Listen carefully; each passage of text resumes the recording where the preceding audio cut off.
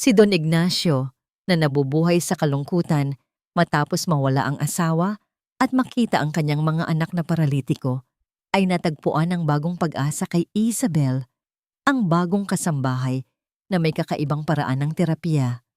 Kaya ba niyang labanan ang mga plano ni Beatrice, ang kanyang hipag na puno ng inggit? O magtatagumpay ba siya na mailigtas ang kanyang pamilya bago pa huli? 9:09 ng gabi. Para kay Don Ignacio de la Merced, ang oras ay hindi lang numero sa relos. Ito ay isang paalala, isang ritmo, isang bakal na rehas na humuhubog sa bawat araw niya. Mula sa kanyang mamahaling leather na upuan sa loob ng madilim na opisina, tanaw niya ang 4 na screen ng CCTV. Ang isa ay nakafocus sa gate, ang isa sa pasilyo, ang dalawa pa, ang pinakamahalaga, ay nakatutok sa silid ng kanyang kambal na anak, sina Jaime at Joaquin.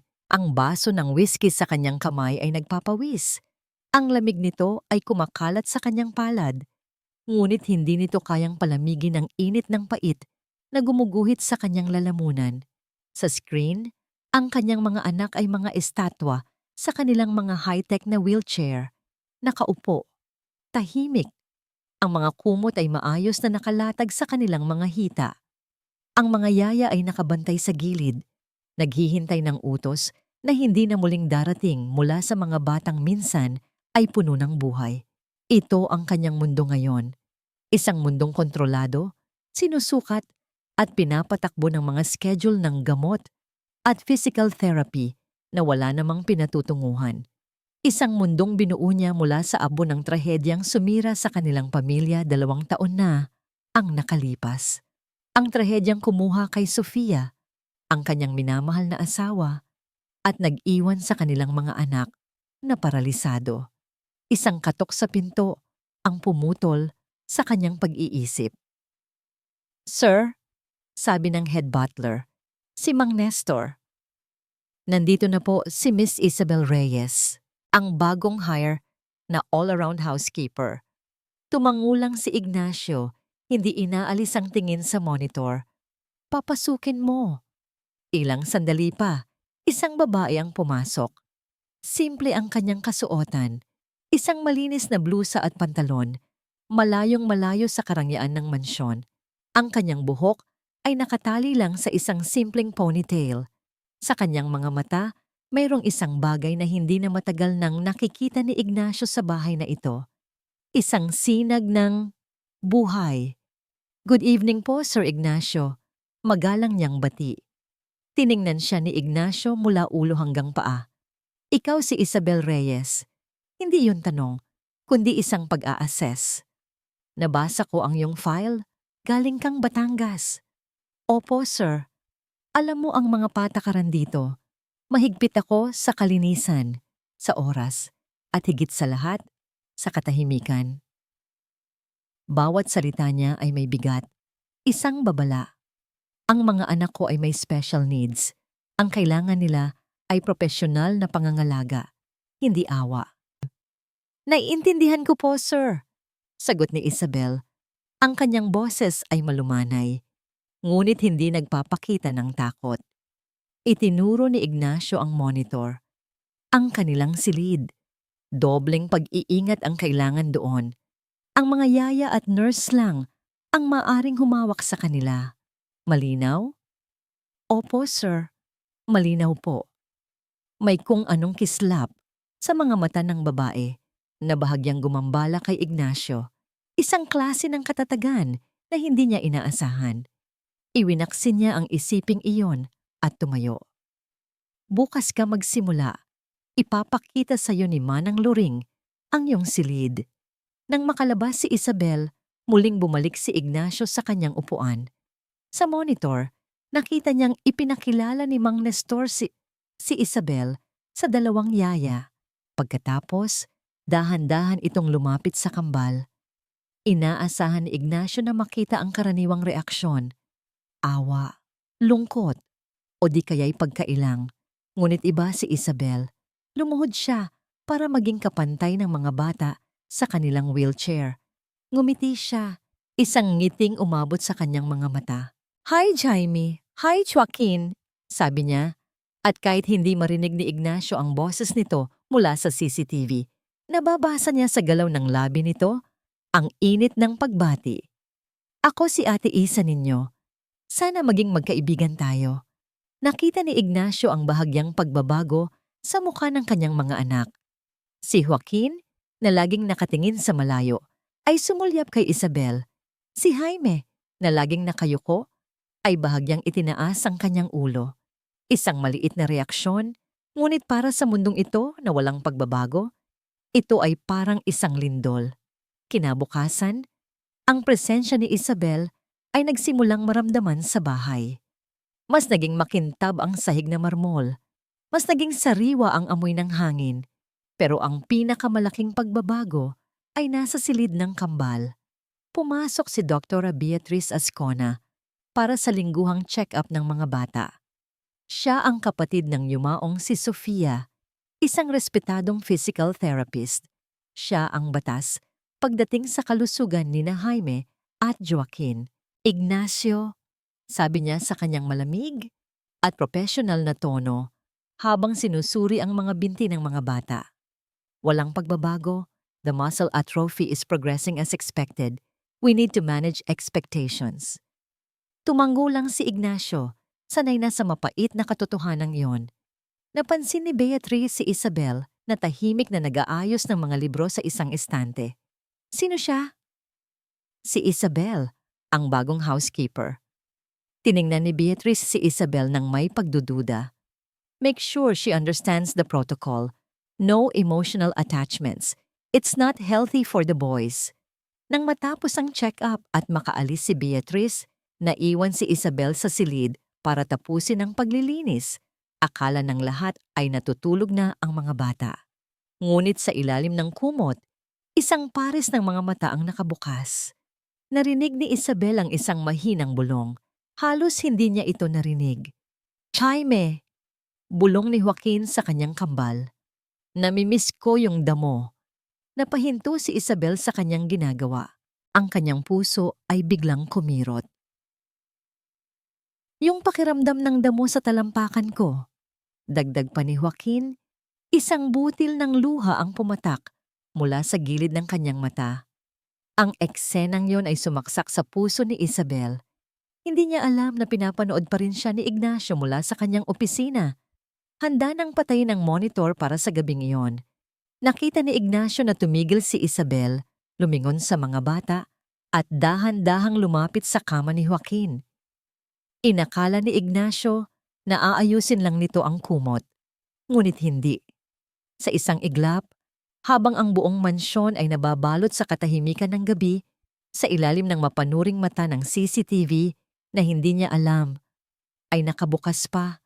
Dahan-dahang itinaas ni Isabel ang kumot. Marahan niyang hinawakan ang paa ni Joaquin. Ipinikit niya ang kanyang mga mata na para bang nagdarasal.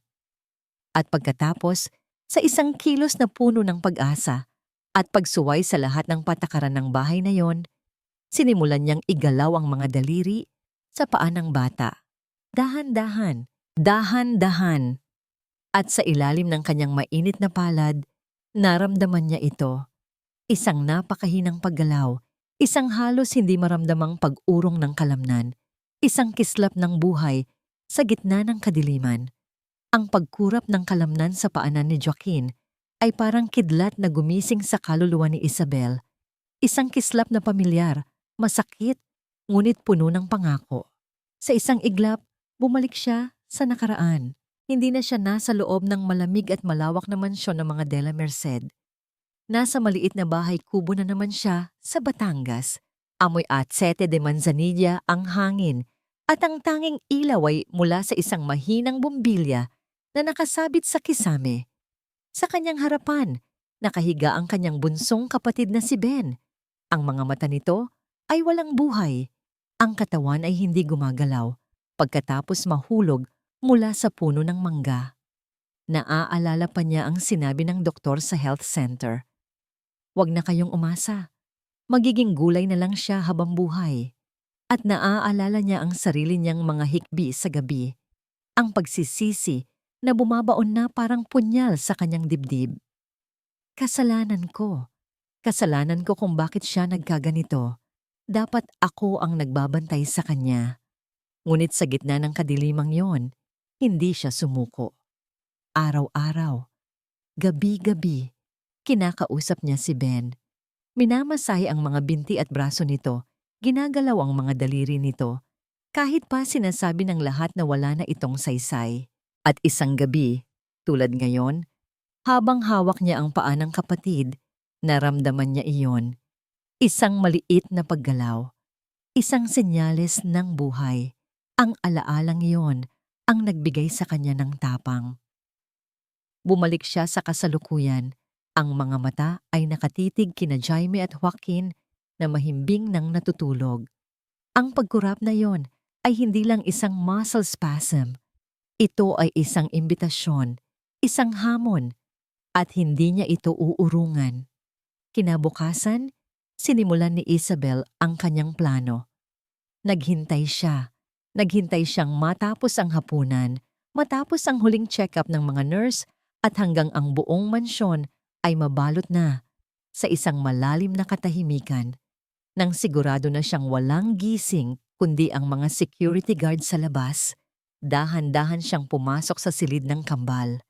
Dala niya ang isang maliit na bote ng coconut oil na may halong tanglad, isang remedyong natutunan niya sa kanyang lola para pampainit ng mga nanlalamig na kalamnan. Jaime? Joaquin? Bulong niya. Nakita niya ang pagmulat ng mga mata ng dalawang bata. May takot sa mga ito pero mayroon ding kuryosidad. Huwag kayong matakot, sabi niya habang lumalapit. May gagawin lang tayo. Isang laro. Sa kauna-unahang pagkakataon, mula nang mangyari ang aksidente, dahan-dahan at maingat na inalis ni Isabel ang mga kumot na bumabalot sa kanila. Sa tulong ng kanyang buong lakas, maingat niyang inilipat ang isang bata mula sa wheelchair papunta sa makapal na alpombra sa sahig. Sumunod ang isa pa. Ayan, sabi niya, habang hinihingal ng bahagya. Mas masarap sa pakiramdam, hindi ba? Ang malayo sa mga upuang yan. Sinimulan niya ang kanyang lihim na therapy. Hindi ito tulad ng mga ginagawa ni Dr. Beatrice na puno ng teknikal na salita at masasakit na pag-inat. Ang ginawa ni Isabel ay simple. Marahan niyang minasahe ang mga binti ng mga bata gamit ang langis. Habang ginagawa niya ito, nagsimula siyang magkwento. Alam niyo ba, doon sa amin sa Batangas, panimula niya, ang pinakamasarap na pakiramdam ay ang maglakad sa dalampasigan sa umaga. Yung buhangin, medyo malamig pa at kikilitiin ang mga talampakan ninyo. Iginagalaw niya ang mga paa ng mga bata na para bang inilalakad ang mga ito sa buhangin. Tapos, kapag hinabol kayo ng alon, patuloy niya, mararamdaman ninyo ang lamig ng tubig. Bigla kayong mapapatakbo. Ganon din ang kambing naming si Marikit. Kapag nakakakita ng alon, takbo ng takbo na parang natataranta. At doon, sa gitna ng kwento, isang tunog ang narinig ni Isabel. Isang tunog na matagal nang nawala sa silid na yon. Isang mahinang paghagikgik. Nagmula ito kay Jaime, ang mas tahimik sa dalawa. Isang maikli, kinakalawang na tunog na para bang ang mekanismo ng pagtawa sa kanyang katawan ay nagulat na muli itong gumana. Napahinto si Isabel. Napatingin si Joaquin sa kanyang kapatid. Gulat na gulat. Maging si Jaime ay mukhang nagulat sa sarili niyang reaksyon. Ngumiti si Isabel. Isang ngiting puno ng luha. Nakakatawa talaga si Marikit, no? At sa mga sumunod na gabi, naging ritual na nila iyon. Ang mga kwento ni Isabel tungkol sa Batangas ay naging kanilang munting mundo. Dinala niya sila sa mga pangingisda, sa mga pista, sa pag-aani ng kape. At sa bawat kwento, may kaakibat na ehersisyo. Ang pag-akyat sa puno ay pag-unat ng braso. Ang pagtakbo sa buhanginan ay pag-unat ng binti. Isang gabi, habang abala siya sa pagtulong kay Joaquin na subukang iangat ang tuhod nito, pareho silang natigilan. May mga yabag Sa pasilyo, mabibigat at pamilyar, si Don Ignacio. Nagkatinginan ang tatlo. Ang kanilang mga mata ay nanlalaki sa takot. Agad na hinila ni Isabel ang kumot para takpan ang mga bata na nasa sahig pa. Kahit alam niyang imposible silang maitago kung bubuksan ang pinto. Pinatay niya ang maliit na lampshade at nagdasal siya sa kanyang isip. Ang mga yabag ay huminto sa tapat ng kanilang pinto. Nakita nila ang anino ng mga paa nito sa ilalim ng siwang. 1 segundo, 2 segundo. Ang bawat tibok ng puso ni Isabel ay parang dagundong ng tambol. Ito na ang katapusan niya. Ngunit pagkatapos ng tila isang kawalang hanggan, ang mga yabag ay muling nagpatuloy, palayo sa kanilang silid. Sabay-sabay silang napabuntong hininga. Ang tensyon sa silid ay biglang nawala. Napalitan ng isang pinaghalong takot at kagalakan dahil hindi sila nahuli. Naging mas maingat sila, ngunit hindi sila tumigil. Ang pag-asa ay mas malakas na kaysa sa takot. 1 linggo ang lumipas. Gabi ng Biyernes. Katatapos lang ng check-up ni Dr. Beatrice. Gaya ng dati, wala raw itong nakitang pagbabago. Nang gabing iyon, mas ganado ang mga bata. Si Jaime ay nagtagumpay na igalaw ng bahagya ang kanyang kanang hinlalaki sa paa ng kusa. Si Joaquin naman ay nagawang panatilihing nakaunat ang kanyang tuhod ng 3 segundo. Maliliit na tagumpay, pero para sa kanila, ito ay parang pag-akyat sa isang bundok. Ate Isa, sabi ni Joaquin, ang boses ay puno ng determinasyon. Gusto kong subukan ulit yung pagkokontrak ng hita. Sige, nakangiting sagot ni Isabel. Lumuhod siya at hinawakan ng binti ni Joaquin. Nagbibigay ng suporta. 1, 2, 3. Itulak mo, Joaquin. Kaya mo yan. Nakatutok ang buong atensyon nila sa binti ng bata. Hindi nila napansin ang dahan-dahang pagpihit ng doorknob. Biglang bumukas ang pinto. Ang malamig at matinis na boses ni Dr. Beatrice Ascona ang bumasag sa kanilang munting mundo. Hindi pa nito nakikita ang eksena sa sahig dahil natatatakpan pa sila ng kama. Ang nakita lang nito ay ang bukas na ilaw at si Isabel na tila may ginagawa sa lapag. Gabi na? Tanong ni Beatrice. Ang kanyang mga mata ay nanliliit sa pagdududa. Bakit bukas pa ang ilaw dito? Ang umaga pagkatapos ng gabing iyon ay nagsimula tulad ng dati. Tahimik. Ang tanging maririnig ay ang lagitik ng mga kubyerto sa agahan at ang mahinang ugong ng air conditioner. Ngunit para kay Ignacio de la Merced, mayroong isang tensyon sa hangin na parang kuryenteng hindi niya matukoy kung saan nanggagaling. Nasa kalagitnaan siya ng pag-inom ng kanyang kapeng barako nang dumating si Beatrice mas maaga kaysa sa kanyang karaniwang schedule. Sariwa pa rin ang amoy ng pabango nito at ang kanyang puting-puting kasuotan ay tila isang anunsyo ng kanyang awtoridad sa medisina. Ignacio Bayaw, bati niya. May ngiti sa labi na hindi naman umabot sa kanyang mga mata. Hinalikan niya sa pisngi ang 2 pamangkin bago bumaling sa kanya. Maari ba kitang makausap sandali? Sa opisina mo. Ang tono niya ay kaswal, ngunit naramdaman ni Ignacio ang bigat sa likod ng mga salitang iyon. Tumango siya at sumunod dito. Sa loob ng opisina, isinara ni Beatrice ang pinto. Tungkol ito sa bagong housekeeper. Panimula niya, inaayos ang salamin sa mata. Si Isabel. Tumaas ang kilay ni Ignacio. Anong meron sa kanya? Mukha naman siyang masipag. Sabi ni Beatrice, isang paunang papuri bago ilabas ang tunay na sadya. Pero, napapansin ko lang, Ignacio, na tila nagiging masyado siyang malapit sa mga bata. Kagabi, nakita ko siyang gising pa sa silid nila. Hating gabi na. Medyo, hindi angkop. Napakunot ang noo ni Ignacio. Tinapos lang siguro niya ang trabaho niya. Isang buntong hininga ang pinakawalan ni Beatrice na para bang pasan niya ang bigat ng mundo. Iyon din ang naisip ko, pero bilang doktor at tita nila, nag-aalala ako. Ang mga batang tulad nila ay very impressionable. Madali silang kumapit sa maling pag-asa. Mahirap na kung bigyan niya sila ng mga ideya na hindi naman makatotohanan. It can be emotionally damaging. Ang mga salitang maling pag-asa ay tumusok sa puso ni Ignacio. Iyon ang kalaban niya mula pa noon.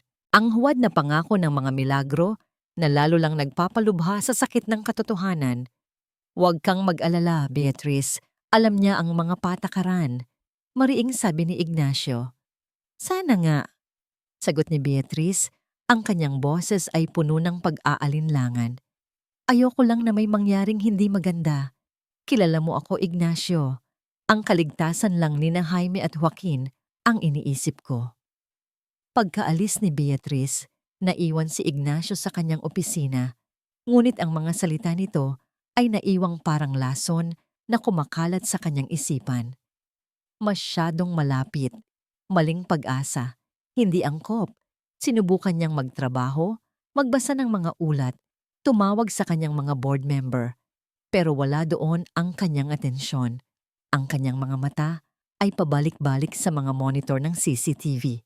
Ang silid ng kanyang mga anak, ang imahe ng nabasag na salamin ng kotse, at ang huling tingin ni Sofia ay muling sumilay sa kanyang isipan. Ang pangako niya sa sarili habang nakatayo sa puntod nito.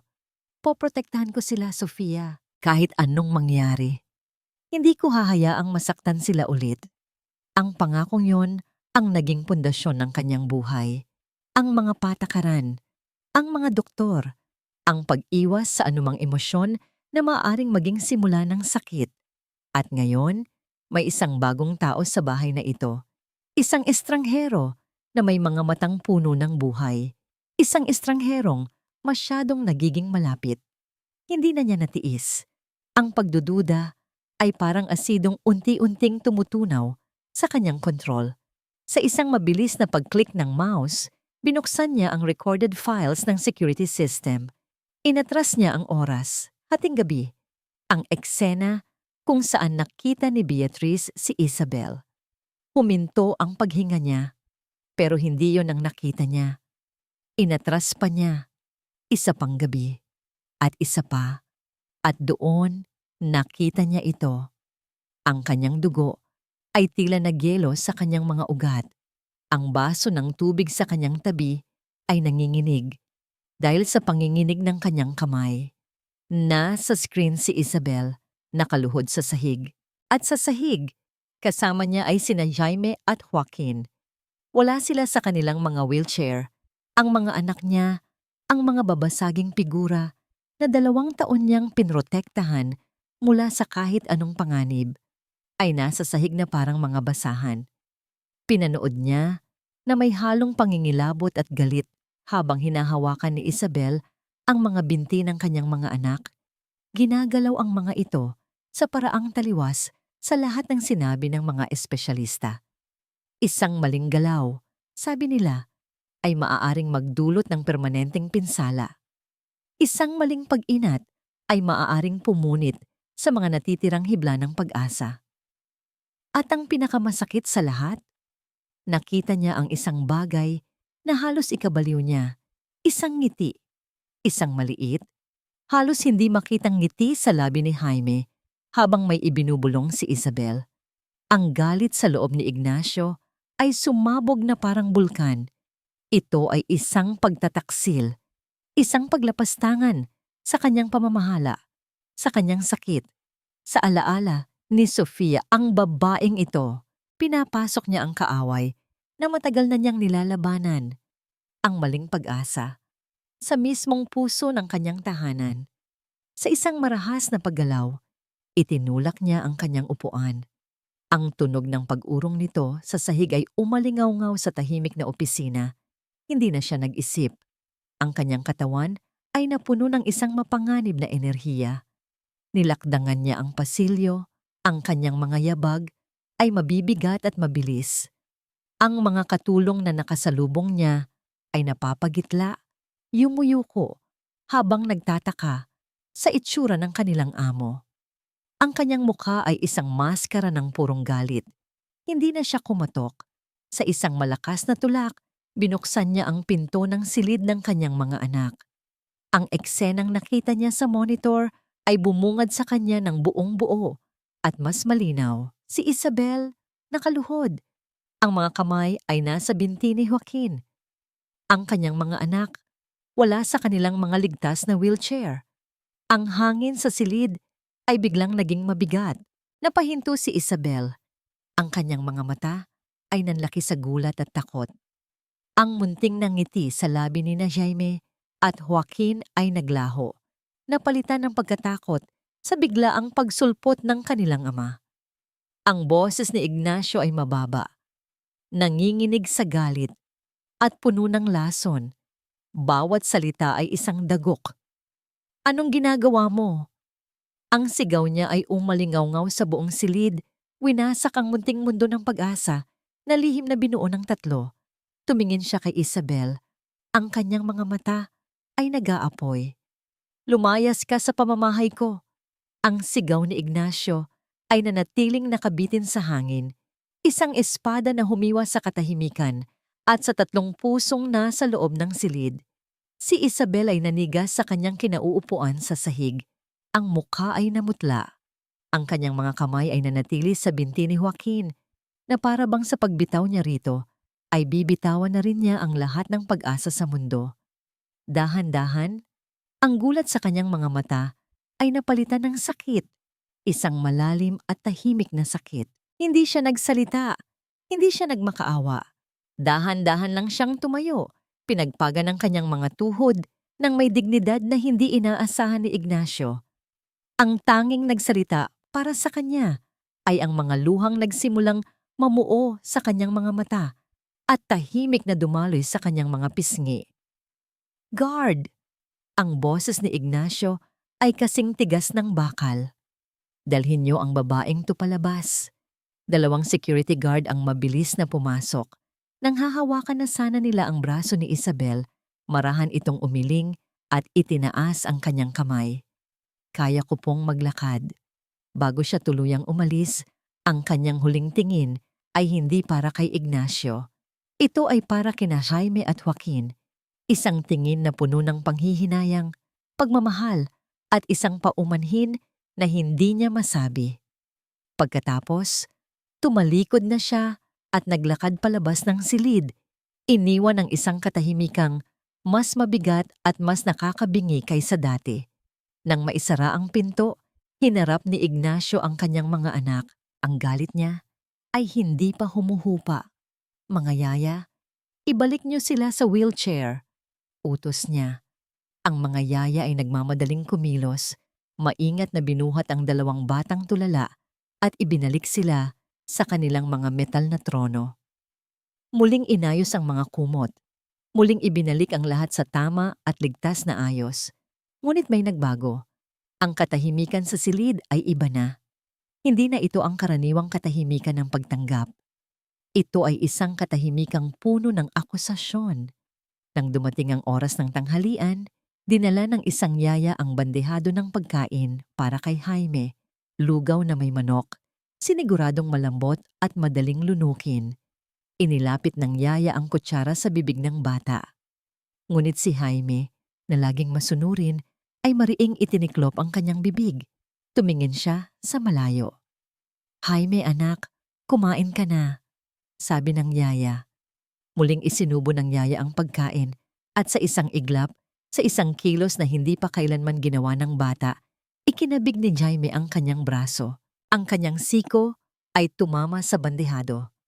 Sound of a tray crashing, porcelain shattering on the floor, ang tunog ng nabasag na mangkok at nagkalat na lugaw sa sahig ay umalingaw-ngaw na parang isang putok ng baril. Lahat ay natigilan. Si Ignacio, napapasok sana para tingnan ang mga anak, ay natigilan sa pintuan. Nakita niya ang nagkalat na pagkain sa sahig at ang mapagmatigas na anyo ni Jaime. Ang mga mata ng bata ay puno ng luha.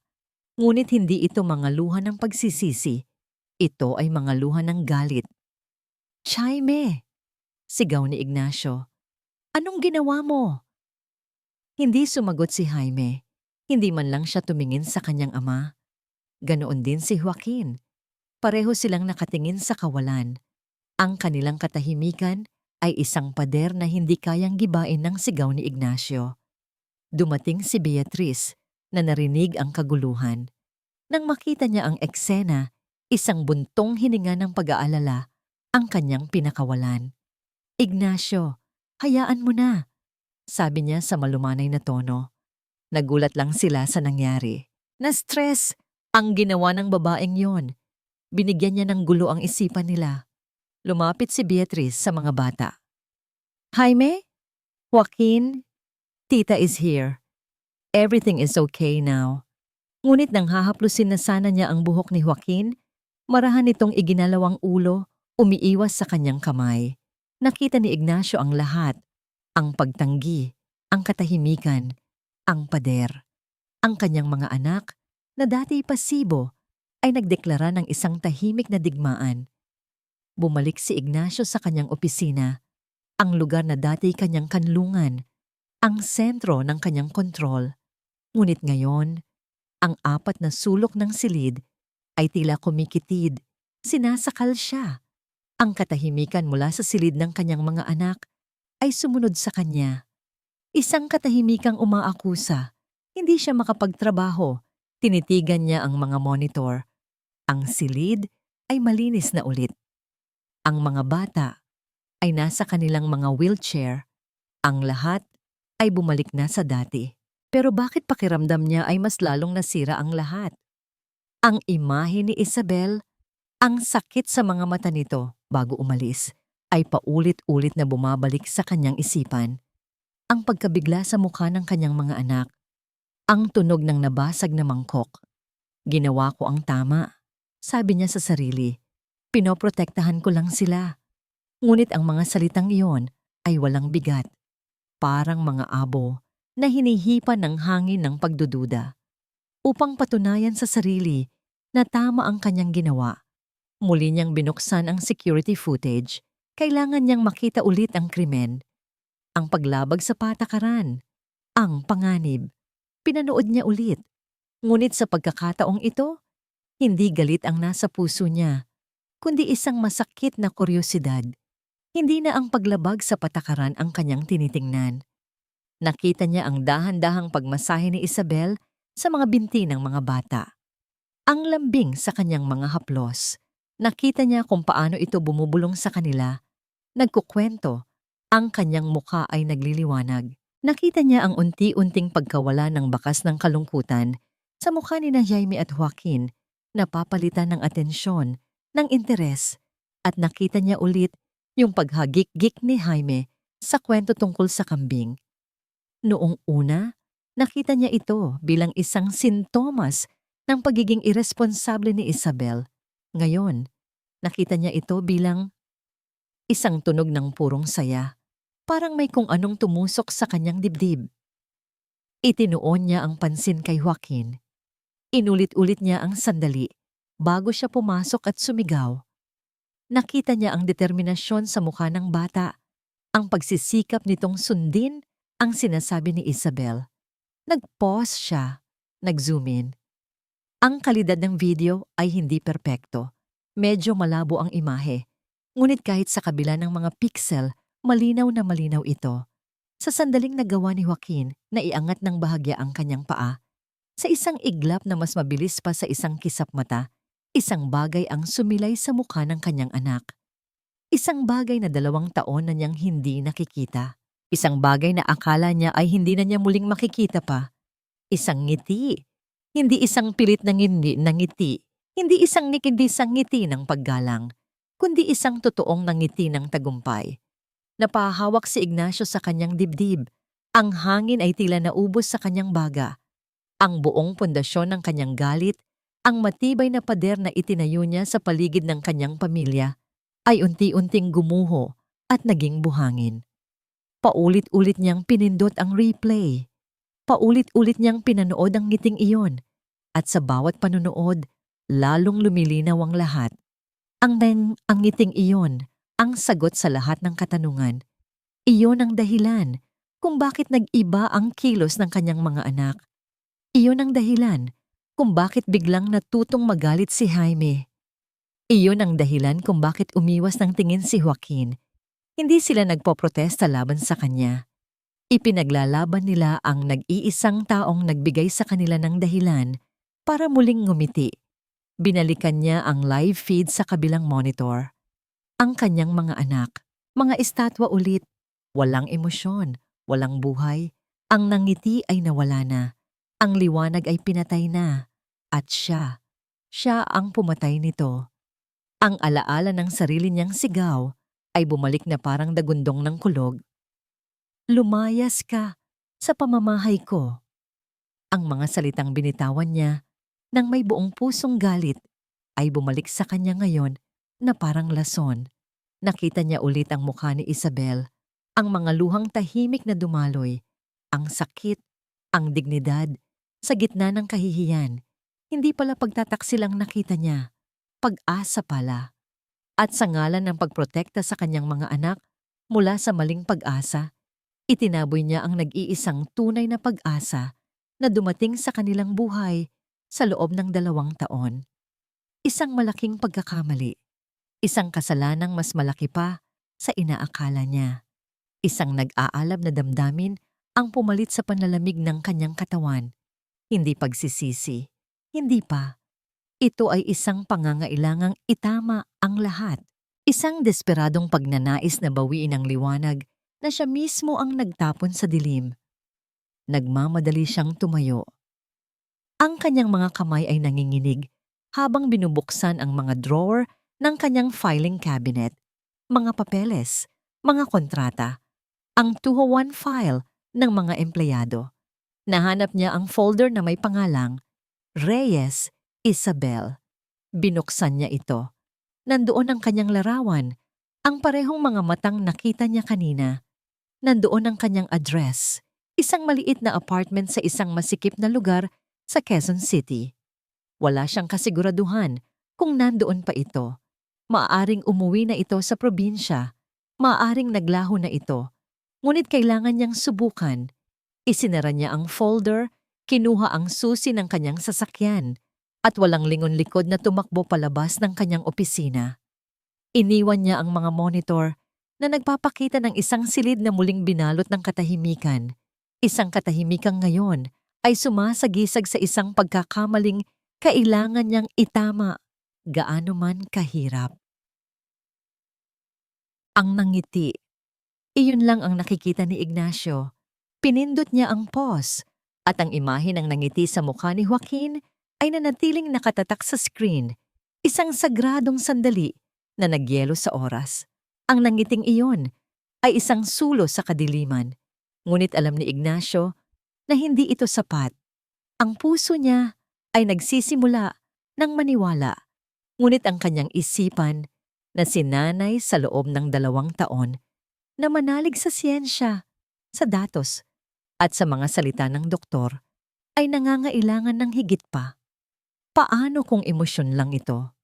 Bulong ng isang bahagi ng kanyang utak, ang bahaging binuo ng takot at pag-iingat.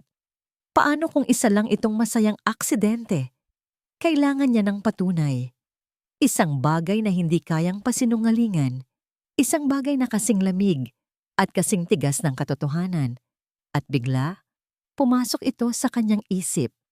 Ang mga medical monitor, ang mga high-tech na kagamitan na nakakabit sa mga wheelchair at kama ng mga bata. Ang mga ito ay hindi lang basta display. Ang mga ito ay konektado sa isang central server na nagtatala ng lahat. Heart rate, blood pressure, at ang pinakamahalaga sa lahat, nerve activity. Mabilis niyang dinampot ang telepono. Isang tawag lang sa pinuno ng kanyang IT department. Miguel, sabi niya, ang kanyang boses ay apurado. Kailangan ko ng access.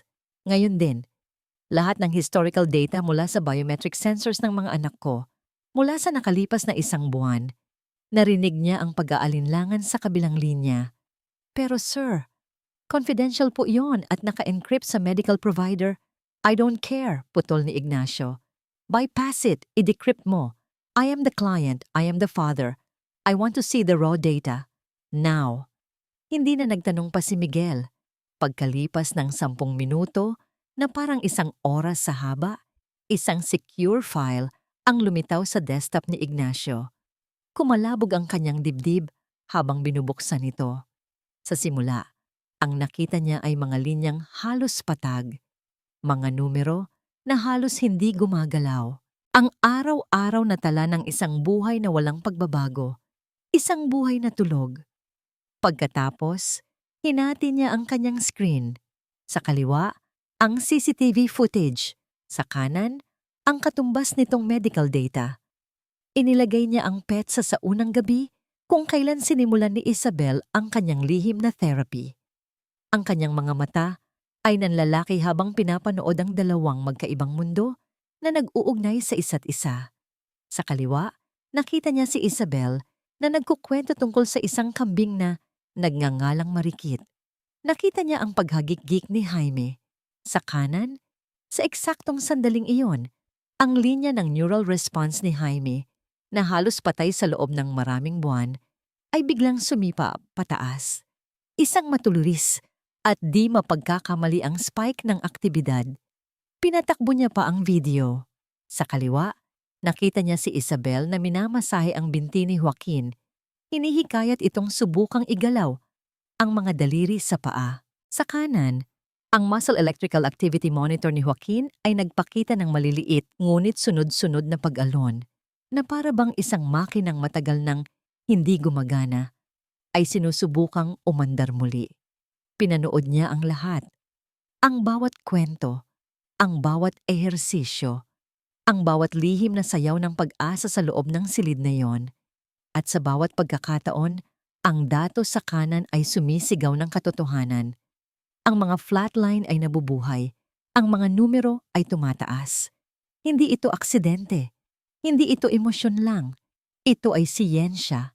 Ito ay resulta. Ang ginagawa ni Isabel ay gumagana. At sa gitna ng pagkamulat na yon, isang malamig na tinig ang umalingaw-ngaw sa kanyang isipan. Ang tinig ni Beatrice sa kanilang huling pag-uusap at sa hindi na mabilang na mga pag-uusap bago iyon. Walang pag-asa, Ignacio. The nerve damage is permanent. We need to accept it. Ang mga salitang iyon na dati kanyang tinanggap bilang isang mapait na katotohanan mula sa isang eksperto, ngayon ay tunog kasinungalingan. Hindi lang pala nagkamali si Beatrice. Hindi lang pala siya negatibo. Mayroong isang bagay na mas malalim, mas nakakabagabag. Pinagkaitan niya sila ng pag-asa, hindi dahil sa wala ito, kundi dahil sa hindi niya ito nakita o ayaw niyang makita. Ang bigat ng kanyang pagkakamali ay dumagan sa kanya ng buong buo. Hindi lang niya pinalayas ang isang katulong, pinalayas niya ang isang milagro. Sa isang iglap, ang lahat ng pag-aalinlangan ay naglaho. Ang natira na lang ay isang nag-aalab na katiyakan. Kailangan niyang hanapin si Isabel.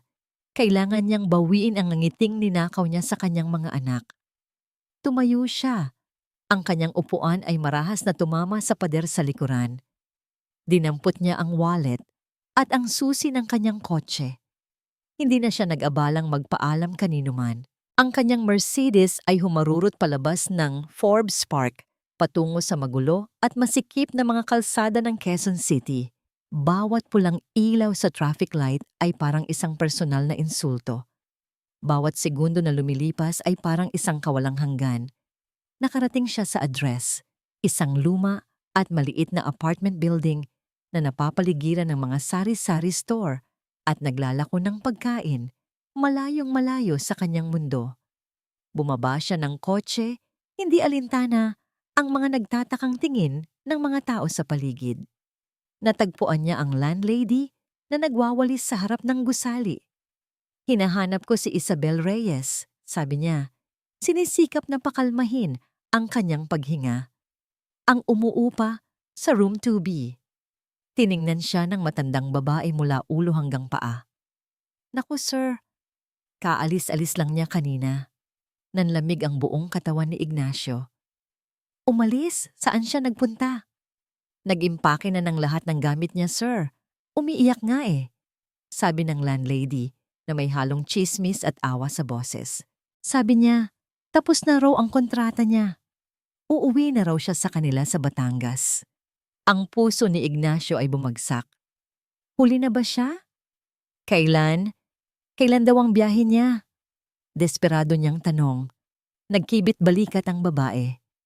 Ang sabi lang niya sa akin, bukas na bukas daw ng umaga ang biyahe niya pauwing Batangas. Ang ingay ng bus terminal sa Cubao ay isang assault sa mga pandama ni Isabel. Ang amoy ng diesel, ang sigaw ng mga konduktor, ang siksikan ng mga taong may kanya-kanyang kwento at patutunguhan. Ang lahat ay gumagalaw, nagmamadali, habang siya ay nakaupo lang sa loob ng bus, nakatingin sa bintana. Ngunit walang nakikita. Ang kanyang puso ay parang bato na inihulog sa isang malalim na balon. Malamig, mabigat, walang katapusan ang pagbagsak. Hindi ang masasakit na salita ni Don Ignacio ang pinakamasakit. Hindi rin ang biglaang pagkawala ng trabaho. Ang pinakamasakit ay ang pamilyar na pakiramdam ng kabiguan. Muling bumalik ang imahe ng kanyang kapatid na si Ben. Muli niyang narinig ang sarili niyang mga pangako. Gagaling ka, Ben. Palalakarin kita ulit. Ngunit sa huli, nabigo siya. Kahit bumuti ang kalagayan nito, hindi na ito tulad ng dati. At ngayon, nabigo na naman siya. Pinangakuan niya sina Jaime at Joaquin kahit sa sarili niya lang. Pinangakuan niya sila ng mga kwento, ng pagtawa, ng pag-asa, at sa isang iglap, binawi rin niya ang lahat. Kasalanan ko, bulong niya sa sarili, ang parehong mga salitang bumulong sa kanya gabi-gabi sa loob ng maraming taon. Hindi ako dapat nangarap para sa kanila. Hindi ako dapat nang himasok. Ang bus ay nagsimula nang umandar ng bahagya, pumuwesto para sa pag-alis. Ipinikit ni Isabel ang kanyang mga mata. Gusto na lang niyang makauwi sa Batangas, kung saan ang sakit ay pamilyar at ang mga pangarap ay kasing ikli lang ng buhay ng mga alitaptap. Isabel! Isang sigaw ang pumunit sa ingay ng terminal. Isang boses na pamilyar, ngunit imposible. Minulat ni Isabel ang kanyang mga mata, iniisip na guni-guni lang niya iyon. Isabel Reyes, mas malakas, mas malapit. Lumingon siya at sa gitna ng siksikan, sa labas ng bintana ng bus, nakita niya siya. Si Don Ignacio de la Merced. Ang kanyang mamahaling suit ay bahagyang lukot. Ang kanyang buhok ay magulo. Ang kanyang mukha ay pawisan at namumula. Tumatakbo siya, sumisiksik sa mga tao. Ang kanyang mga mata ay desperadong hinahanap siya. Mukha siyang isang hari na nawala sa kanyang kaharian, isang agila sa gitna ng mga maya. Natigilan ang buong pagkatao ni Isabel. Anong ginagawa niya dito? Nakita siya ni Ignacio. Ang kanilang mga mata ay nagtama sa pamamagitan ng maruming salamin ng bintana. Kumalabog ang puso ni Isabel, hindi sa kilig, kundi sa purong pagkalito at takot. Mabilis na umakyat ng bus si Ignacio, hindi alintana ang pagtutol ng konduktor. Sandali lang, sandali! Huminto siya sa tapat ng upuan ni Isabel, habol ang kanyang hininga. Ang lahat ng pasahero ay nakatingin sa kanila. Sir? Iyon lang ang salitang lumabas sa bibig ni Isabel. Ang kanyang boses ay nanginginig. Wag kang umalis, sabi ni Ignacio. Ang kanyang boses ay basag. Umiling si Isabel, yumuko. Uuwi na po ako, sir. Tapos na po ang trabaho ko. Hindi. Umupo si Ignacio sa bakanting upuan sa tabi niya. Hindi alintana ang masikip na espasyo. Isabel, patawarin mo ako. Ang mga salitang iyon ay mas nakakagulat kaysa sa kanyang presensya. Si Don Ignacio de la Merced humihingi ng tawad. Tumingin si Isabel sa kanya. Ang mga mata ay puno ng luha. Wala po kayong kasalanan, sir. Ako po ang nagkamali. Sumuway po ako sa utos ninyo. Hindi. Ako ang nagkamali. Giit ni Ignacio. Ako ang bulag. Nakita ko, Isabel. Pagkaalis mo, Tiningnan kong muli ang kamera. Ang puso ni Isabel ay nagsimulang tumibok ng mas mabilis. Nakita ko ang lahat. Patuloy ni Ignacio, ang kanyang boses ay puno ng pagsisisi. Ang pagtawa ni Jaime, ang pagsisikap ni Joaquin, at nakita ko ang nangiti niya, Isabel. Sa unang pagkakataon sa loob ng 2 taon, nakita kong muli ang nangiti ng anak ko. Napatakip ng bibig si Isabel, isang hikbi ang kumawala sa kanya. Sumama ka sa akin pabalik, pakiusap ni Ignacio. Kailangan ka nila. Kailangan. Kita. Ang mga salitang iyon ay dapat nagdulot ng saya, ngunit sa halip, mas lalo lang nitong binuksan ang sugat ng nakaraan ni Isabel. Umiling siya. Mas mariin ngayon. Hindi po pwede, sir. Sabi niya, ang kanyang boses ay basag. Ayokong maging dahilan ng isa na namang kasawian. Ang mga salitang iyon ay puno ng pait at sakit ng isang lihim na hindi pa niya nasasabi. Baka po sa huli, mabigo ko lang sila. Masasaktan ko lang sila. Ayoko na pong makasakit ulit. Nakita ni Ignacio ang lalim ng sakit sa kanyang mga mata at naunawaan niyang hindi ito simpleng pagtanggi. May mas malalim na dahilan, ngunit wala na siyang oras. Hindi lang yun, sabi ni Ignacio, mas desperado. Tiningnan ko rin ang medical data, ang mga monitor.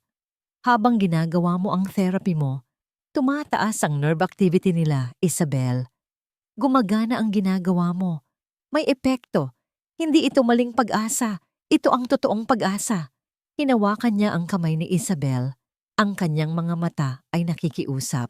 Ang pagmamataas ng isang Don Ignacio de la Merced ay tuluyan ng naglaho, napalitan ng kahinaan ng isang ama na gagawin ang lahat para sa kanyang mga anak. Kaya nakikiusap ako sa'yo, sabi niya. Ang kanyang boses ay halos pabulong na. Hindi ko hinihiling na maging katulong ka. Hinihiling ko ang tulong mo. Ang mga salitang yon, ang bumasag sa pader na itinayo ni Isabel sa paligid ng kanyang puso. Hindi na siya isang utusan, isang kasama, isang katuwang.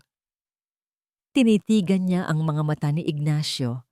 Nakita niya ang katotohanan, ang pagsisisi, ang desperasyon.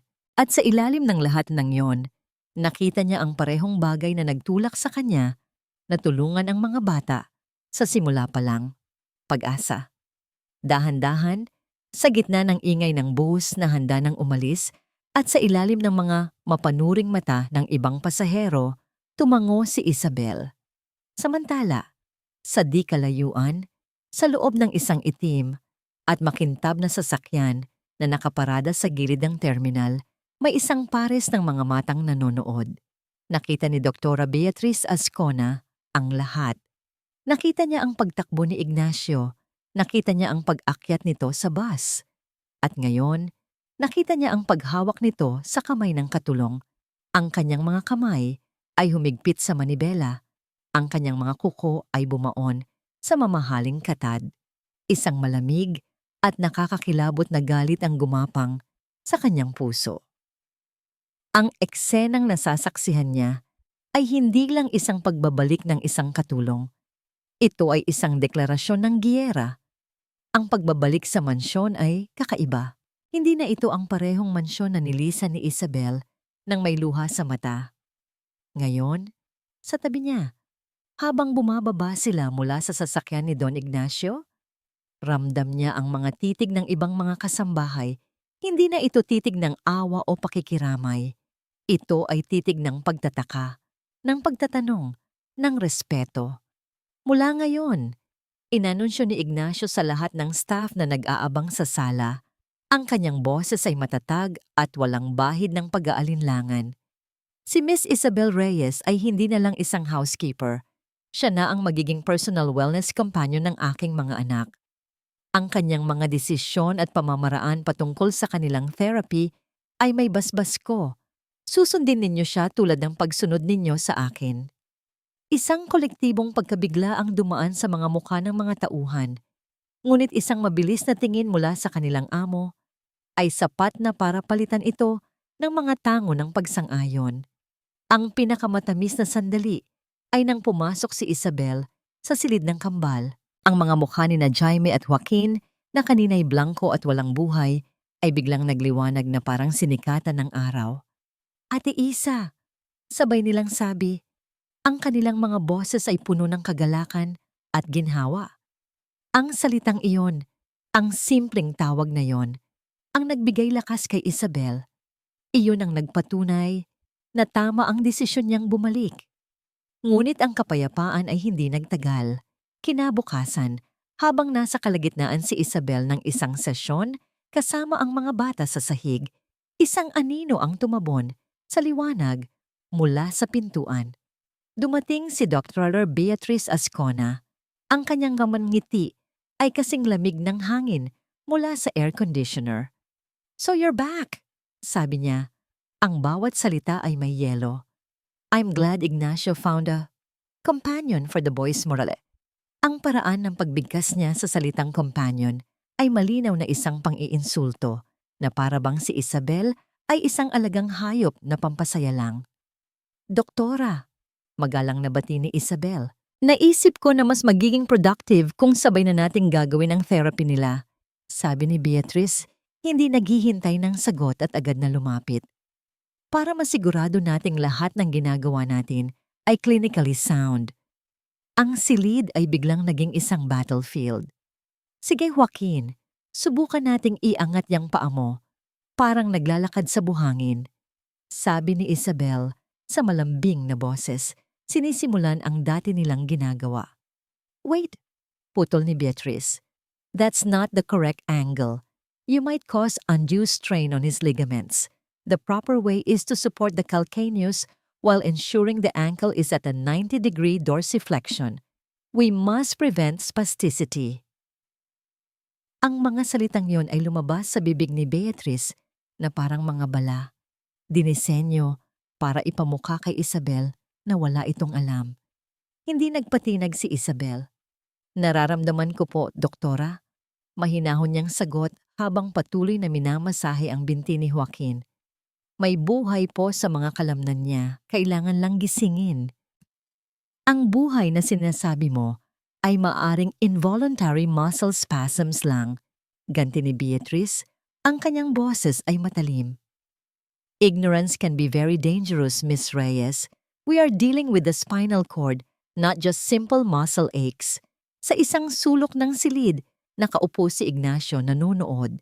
Ang kanyang puso ay nahahati. Ang isipan niyang sinanay na maniwala sa mga eksperto ay nakikinig sa mga babala ni Beatrice. Ang bawat medical term na binibitawan nito ay nagtatanim ng takot sa kanyang dibdib. Paano kung tama siya? Paano kung sa kagustuhan kong magkaroon ng pag-asa ay lalo ko lang mapahamak ang aking mga anak? Ngunit ang kanyang mga mata ay nakikita ang katotohanan. Nakikita niya ang determinasyon sa mukha ni Joaquin habang sinusubukan nitong sundin si Isabel. Nakikita niya ang pag-asa sa mga mata ni Jaime habang pinapanood ang kanyang kapatid. Ang silid ay puno ng tensyon, ngunit hindi na ito ang tensyon ng kalungkutan. Ito ay tensyon ng pagsisikap, ng pakikipaglaban. "Hindi po ako doktor, ma'am," sabi ni Isabel. Lumingon siya at tiningnan ng diretso si Beatrice sa mata. Ang kanyang boses ay malumanay pa rin, ngunit may bakal na sa likod nito. "Pero alam ko po ang nararamdaman ng isang taong gustong muling makagalaw. At alam ko po ang nakikita ko. At ang nakikita ko po ay pag-unlad." Ang direktang sagot na yon ay tila ikinagulat ni Beatrice. Isang matalim na tingin ang ipinukol niya kay Isabel bago biglang ngumiti. "Well then, since we're trying new things," sabi niya, biglang tumayo. Naglakad siya papunta sa medical cabinet. "It's time for Joaquin's scheduled muscle relaxant injection anyway." Kumuha siya ng isang maliit na vial at isang herenggilya.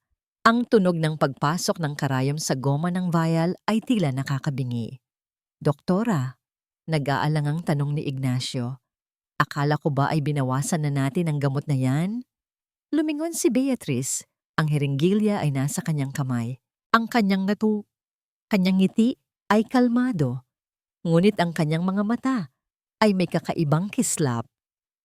"It's just a standard precautionary measure, Ignacio," sabi niya, habang dahan-dahang itinutulak palabas ang hangin mula sa hiringgilya, "to prevent any microtears or undue stress from unconventional exercises."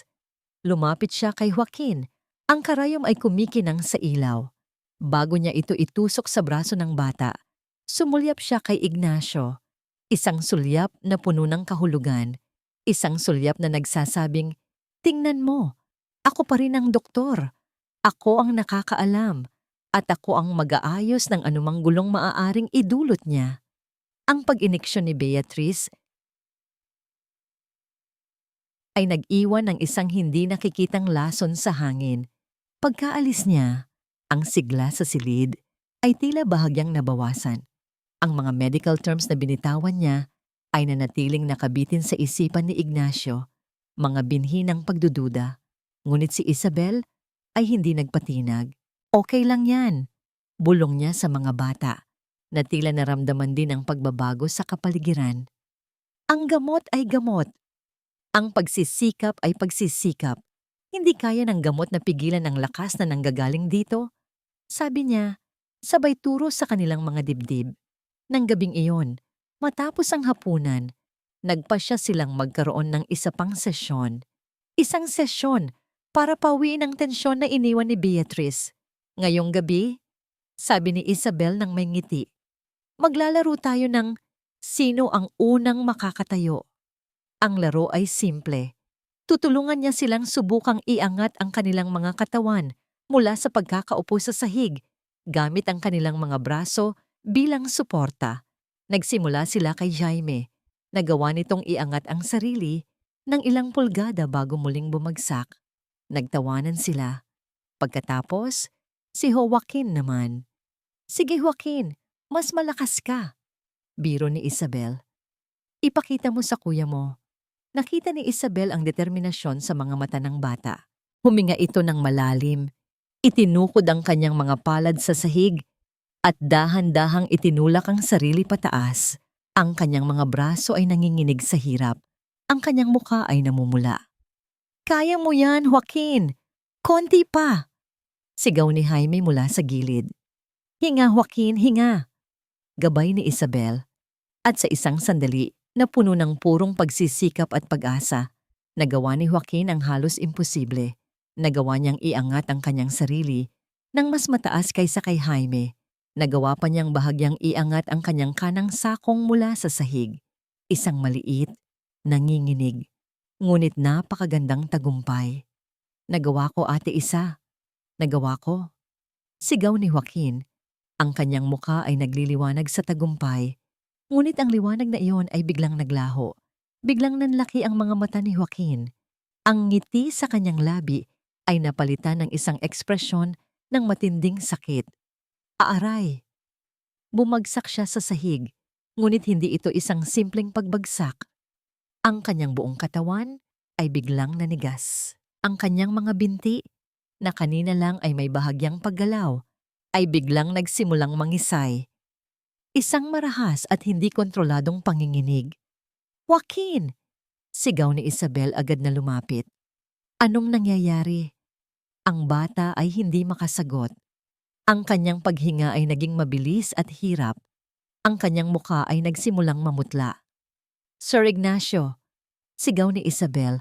Ang kanyang boses ay puno ng panik. Si Ignacio, na nanonood mula sa isang upuan sa sulok, ay nataranta. Ang lahat ng takot na sinubukan niyang ibaon sa loob ng nakaraang mga araw ay bumalik ng may buong lakas. Ang mga babala ni Beatrice. Undue strain, ligament damage, spasticity. Sa eksaktong sandaling iyon, bumukas ang pinto. Si Beatrice, nakasuot pa rin ng kanyang damit panlakad na para bang hindi pa siya nakakauwi.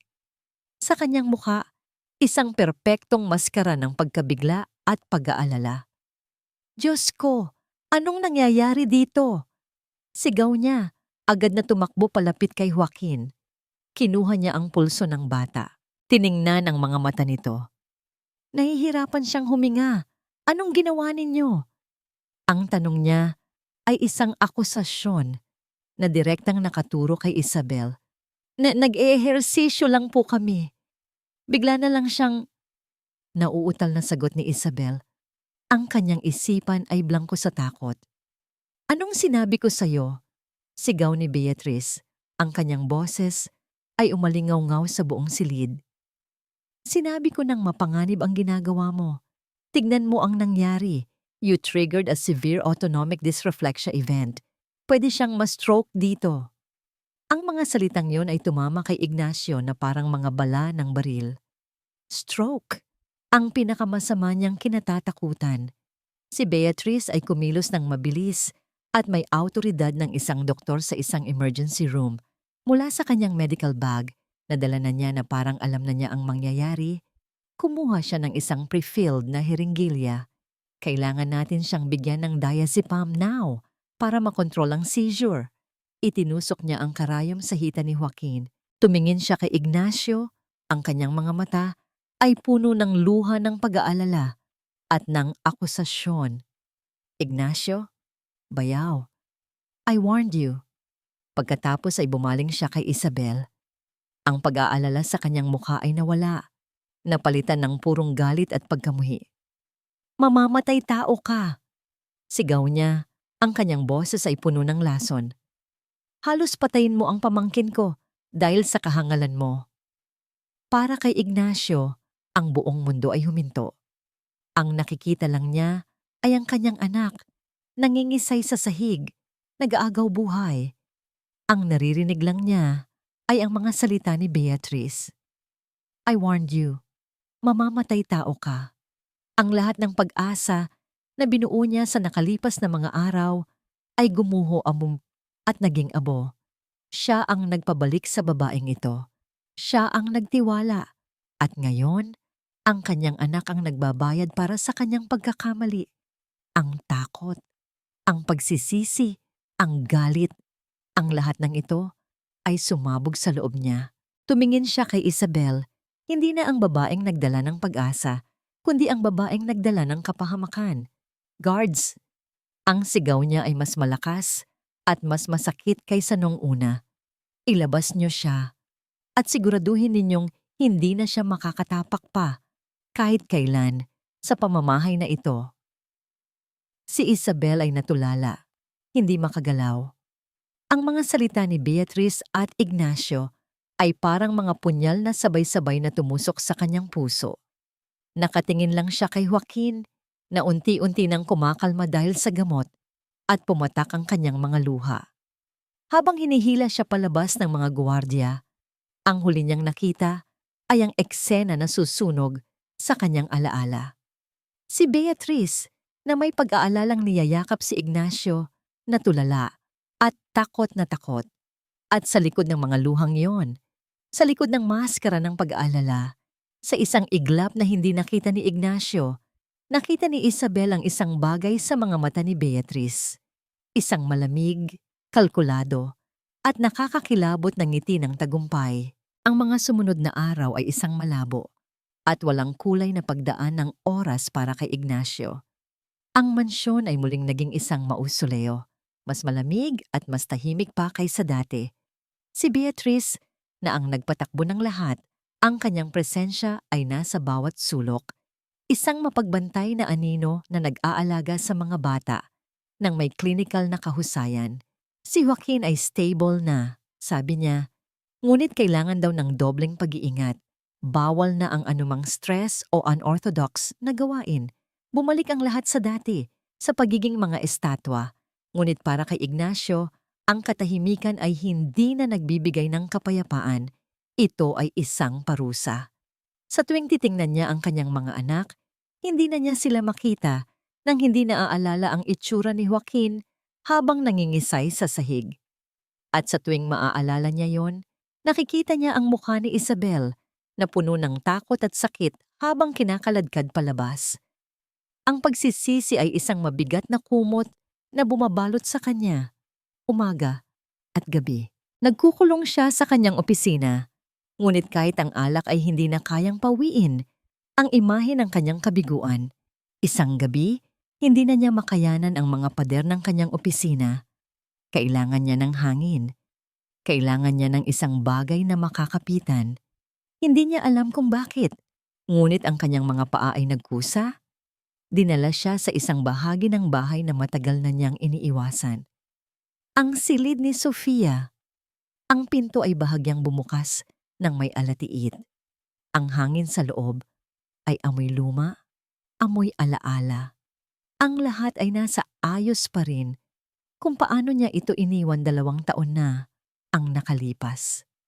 Ang bote ng pabango nito sa ibabaw ng tokador. Ang isang libro na may bookmark sa gitna. Ang mga damit na nakasabit pa sa aparador. Parang isang time capsule ng isang buhay na ninakaw. Umupo si Ignacio sa gilid ng kama. Dito, sa wakas, bumuhos ang mga luhang matagal na niyang pinipigilan. Tahimik. Masakit. Mga luha ng isang lalaking nawala ang lahat. At nang bigyan ng pangalawang pagkakataon, siya pa mismo ang sumira. Sa kanyang paghihinagpis, ang kanyang kamay ay dumapo sa isang bagay na matigas sa ilalim ng unan. Hinila niya ito, isang maliit na music box na gawa sa kahoy, ang paborito ni Sofia. Dahan-dahan niya itong binuksan. Isang malambing at pamilyar na himig ang tumugtog, ang Clair de Lune. At sa loob, sa ilalim ng maliit na umiikot na balerina, mayroong isang bagay na hindi niya inaasahan. Isang maliit na leather-bound journal. Ang tala-arawan ni Sofia. Ang kanyang puso ay kumabog ng mabilis. Ito ay sagrado, pribado. Ngunit ang kaguluhan sa kanyang isip at ang desperadong pangangailangan para sa isang kasagutan ay mas malakas. Binuksan niya ito sa unang pahina. Ang sulat kamay ni Sofia, pamilyar at kaibig-ibig, ay sumalubong sa kanya. Ang mga unang pahina ay puno ng saya. Ang kanilang kasal, ang balitang buntis siya sa kambal, ang maliliit na tagumpay ng kanilang pamilya. Napangiti si Ignacio sa kabila ng kanyang lungkot. Ngunit habang lumilipat siya sa mga pahina, ang tono ay dahan-dahang nagbabago. Ang pangalan ni Beatrice ay nagsimulang lumabas ng mas madalas. Enero 14. Nandito na naman si Ate Bea kanina. Sinabi niyang masyado raw akong maluwag sa mga bata. Masyado ko raw silang pinapabayaan. Mahal niya ang mga pamangkin niya, alam ko. Pero kung minsan, pakiramdam ko ay gusto niyang siya ang maging ina nila. At hindi ako. Nagpatuloy sa pagbasa si Ignacio. Isang malamig na pakiramdam ang gumapang sa kanyang likuran. Marso 22. Ikinuwento ko kay Ate Bea kung gaano ako kasaya sa sorpresang inihanda ni Ignacio para sa aming anibersaryo. Ngumiti siya, pero hindi umabot sa kanyang mga mata. Sinabi niya sa akin, "Maswerte ka talaga kay Ignacio. Isang lalaking gagawin ang lahat para sa'yo." May kakaiba sa tono niya. Hindi ito papuri, parang inggit. Ang bawat salita ay isang piraso ng isang puzzle na ayaw buuin ni Ignacio, ngunit hindi niya mapigilan. At pagkatapos, narating niya ang isang entry. Ilang linggo na lang bago ang aksidente. Ang mga salita ay tila isinulat ng may panginginig. Abril 2. Nag-away kami ni Ate Bea. Isang matinding pag-aaway. Nagsimula lang sa isang maliit na bagay. Pero lumaki. Lumabas ang lahat ng kanyang sama ng loob. Sinabi niya sa akin, sa gitna ng kanyang galit, na sana ay ako na lang ang mapahamak para mapunta sa kanya ang lahat ng mayroon ako, para mapunta sa kanya. Si Ignacio. Napahinto sa paghinga si Ignacio. Ang tala-arawan ay nanginginig sa kanyang mga kamay. Binasa niya ulit ang huling pangungusap para siguraduhing hindi siya nagkakamali. Ang huling linya sa entry na yon ay sumaksak sa kanya na parang yelo. Mahal ni Beatrice si Ignacio, pero hindi sa paraang tama. Nakakatakot ang pag-ibig niya. Kasabay ng paghinto ng musika, ang lahat ng piraso ng puzzle ay biglang nagkadugtong-dugtong sa isipan ni Ignacio. Ang walang tigil na negativity ni Beatrice tungkol sa paggaling ng mga bata. Ang kanyang agarang pagkamuhi kay Isabel, ang nag-iisang taong nagbigay ng pag-asa. Ang kanyang maginhawang pagdating sa eksaktong sandali ng aksidente. Ang kanyang inihandang hiringgilya. Ang kanyang mabilis na pag-akusa kay Isabel. Ang lahat ay isang perpektong dula, isang plano. Ngunit paano? Paano niya nagawa ang pangingisay ni Joaquin? Isang alaala ang biglang sumilay. Ang unang ineksyon. Ang muscle relaxant na ibinigay ni Beatrice noong hapong iyon. Bago ang insidente. Sa isang iglap, ang kalungkutan ni Ignacio ay napalitan ng isang malamig at matalim na galit. Mabilis siyang tumayo, dinala ang talaarawan, at bumalik sa kanyang opisina. Umupo siya sa harap ng kanyang computer. Hindi na niya kailangan ng IT. Ang kailangan niya lang ay ang pangalan ng gamot na binanggit ni Beatrice. Nakita niya ito sa medical chart na iniwan nito. Tinipa niya ang pangalan ng gamot sa search engine, kasunod ng mga salitang side effects at overdose. Ang mga resulta ay lumabas sa screen. Ang kanyang mga mata ay mabilis na nag-scan sa mga medical journals at articles. At doon, sa isang respetadong medical website, nakita niya ito. Nakasulat sa itim at puti, hindi maikakaila. In cases of incorrect dosage or when administered with contraindicating medications, this drug may induce paradoxical effects, including severe and uncontrollable muscle spasms, seizures, and respiratory distress. Ang mga sintomas ay perpekto, tugmang-tugma sa nangyari kay Joaquin. Hindi ito isang aksidente, hindi ito isang allergic reaction, ito ay sinadya. Si Beatrice. Iniksyonan niya si Joaquin ng gamot na alam niyang magdudulot ng pangingisay. Naghintay siya. At nang mangyari na ang kanyang inaasahan, pumasok siya na parang isang tagapagligtas. Itinuro ang walang malay na si Isabel.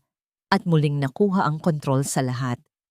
Napatitig si Ignacio sa screen, ngunit hindi na niya ito binabasa. Ang kanyang muka ay walang emosyon, ngunit sa loob niya, isang bagyo ng galit ang nabubuo. Ang babaeng pinagkatiwalaan niya, ang kapatid ng kanyang asawa, ang taong inakala niyang nag-aalaga sa kanyang mga anak.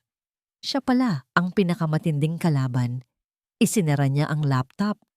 Ang mahinang pag-click nito, ang tanging tunog sa silid. Ang paghuhukom ay darating. At ito ay magiging mabilis at walang awa. Naintindihan na niya ang lahat. Kinabukasan, isang formal na imbitasyon ang natanggap ni Dr. Beatrice Ascona mula kay Ignacio. Isang case conference tungkol sa hinaharap na plano ng paggamot para kina Jaime at Joaquin. Ang tono ay profesional. Ang oras ay 3:00 ng hapon. Ang lugar, ang main conference room ng Dela Merced Corporation. Dumating si Beatrice 5 minuto bago ang takdang oras. Ang kanyang puting coat ay plansadong-plansado. Ang kanyang buhok ay nakaayos sa isang perpektong bun. Dala niya ang isang leather-bound na folder, handa nang ipagtanggol ang kanyang conservative but safe na pamamaraan. Sa kanyang isipan, ito na ang huling pako sa ataol ng mga ideya ni Isabel Reyes. Panalo na siya. Ngunit sa pagbukas niya ng pinto ng conference room, ang ngiti sa kanyang labi ay unti-unting naglaho. Hindi lang si Ignacio ang naghihintay sa kanya. Nakaupo sa mahabang mesa si Attorney Morales, ang punong abogado ng pamilya Dela Merced. Sa tabi nito ay si Dr. Alcaraz, ang administrator ng ospital kung saan siya kaanib. At sa tabi ni Dr. Alcaraz, ang pinakakinatatakutan niya, si Dr. Henson, ang pinuno ng Medical Ethics Committee. Ang silid ay hindi para sa isang case conference, ito ay isang hukuman. Beatrice, salamat sa pagdating mo. Sabi ni Ignacio, ang kanyang boses ay kasing lamig ng marmol na sahig. Maupo ka. Nanginginig ng bahagya ang mga kamay ni Beatrice habang hinihila ang upuan. Ignacio, anong ibig sabihin nito? Akala mo ba ay pag-uusapan natin ang mga bata? Putol ni Ignacio. Oo, pag-uusapan natin sila at kung paano mo sila nilinlang. Ikinonekta ni Ignacio ang kanyang laptop sa malaking screen sa pader. Ang unang lumitaw ay ang mga medical chart na pamilyar kay Beatrice. Ayon sa lahat ng ulat mo sa loob ng 2 taon, panimula ni Ignacio na parang isang piskal na naglalahad ng kaso, ang nerve activity ng aking mga anak ay flat at non-responsive. Tama ba, doktora? Yes, that's correct. Sagot ni Beatrice, sinusubukang bawiin ang kanyang kumpiyansa. It's consistent with their diagnosis. Isang click. Lumabas sa screen ang mga graph ng data na kinuha ni Ignacio mula sa server. Mga matutulis na spike ng aktibidad. Kung gayon, paano mo ipapaliwanag ito? Ang mga spike na ito ay naganap lamang sa mga araw at oras kung kailan si Isabel Reyes ang kasama nila. Coincidence lang ba ito? Nanlamig si Beatrice. That could be anything. Involuntary spasms, faulty equipment. Isang click pa.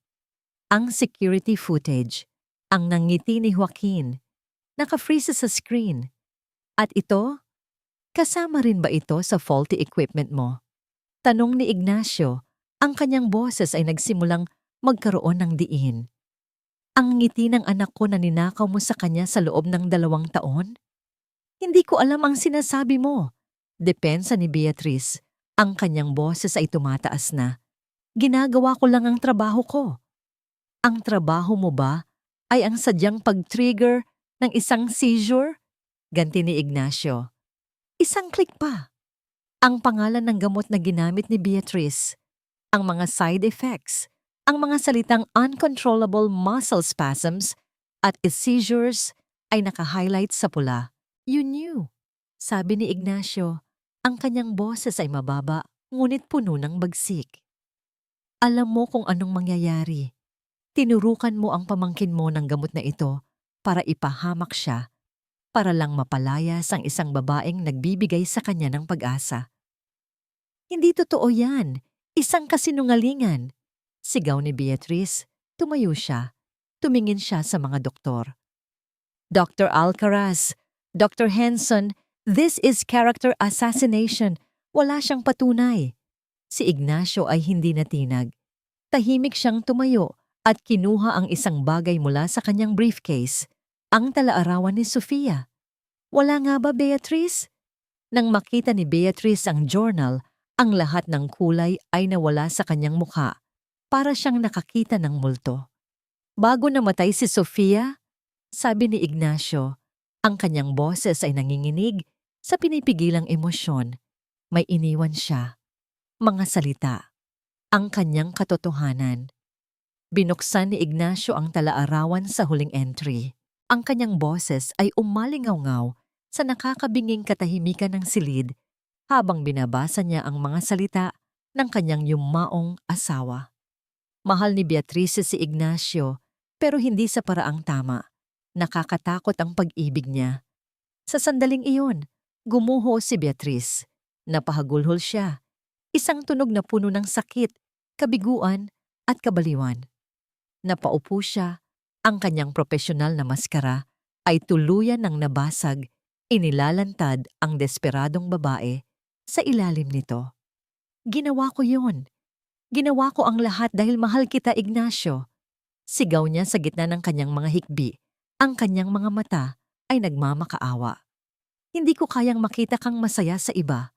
Kahit sa alaala lang ni Sofia. Si Isabel, nagdala siya ng liwanag. Isang liwanag na maglalayo sa'yo sa akin. Kailangan kitang protektahan. Ang pamilyang ito, para sa atin dapat ito. Para sa atin. Ang kanyang pag-amin, ang kanyang baluktot na luhika, ay ikinilabot ng lahat ng nasa silid. Hindi na nagsalita pa si Ignacio. Tumango lang siya kay Atty. Morales.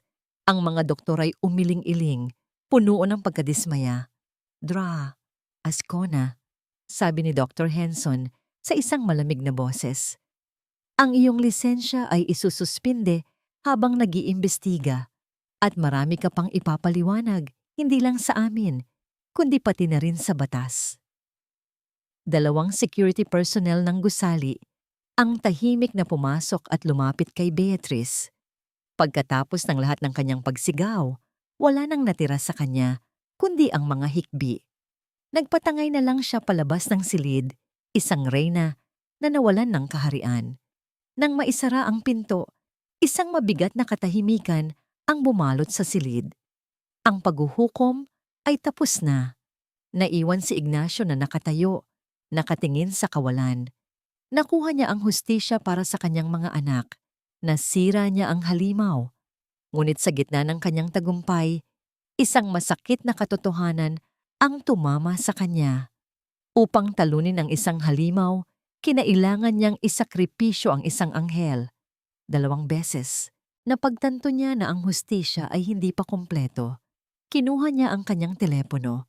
Nanginginig ang kanyang mga daliri habang hinahanap ang isang numero sa kanyang contacts.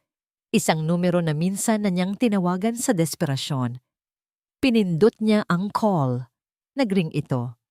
1, 2, 3. Ang kanyang puso ay kumakabog sa bawat ring. Nagtatanong kung sasagutin pa ba ito o kung tuluyan na niyang sinira ang lahat. Sa maliit na bahay ng kanyang tiyahin sa Batangas, sinusubukan ni Isabel na muling buuin ang kanyang sarili. Ang bawat alon na humahampas sa dalampasigan ay tila isang paalala ng bawat kabiguan. Ang bawat puno ng niyog ay anino ni na Jaime at Joaquin. Hindi na siya naghihintay. Hindi na siya umaasa. Tinanggap na niya na ang kwento nila ay tapos na. Isang masakit na kabanata sa libro ng kanyang buhay. Sinimulan na niyang tulungan ang kanyang tiyahin sa maliit nitong karinderya. Ibinubuhos ang sarili sa trabaho para makalimot. Isang hapon, habang naghihiwa siya ng sibuyas, tumunog ang kanyang lumang cellphone, isang hindi pamilyar na numero. Sasagutin niya sana para sabihing wrong number, ngunit may kung anong nag-udyok sa kanya. Hello? Isang sandali ng katahimikan sa kabilang linya. Pagkatapos, isang boses na halos hindi na niya makilala sa sobrang pagod at pagsisisi. Isabel, si Ignacio ito. Ang kutsilyo ay bumagsak mula sa kanyang kamay. Ang kanyang puso ay tumigil sa pagtibok. Sir? Patawad kung tumawag ako, sabi ni Ignacio. Ang kanyang boses ay nanginginig. Pero kailangan mong malaman ang totoo.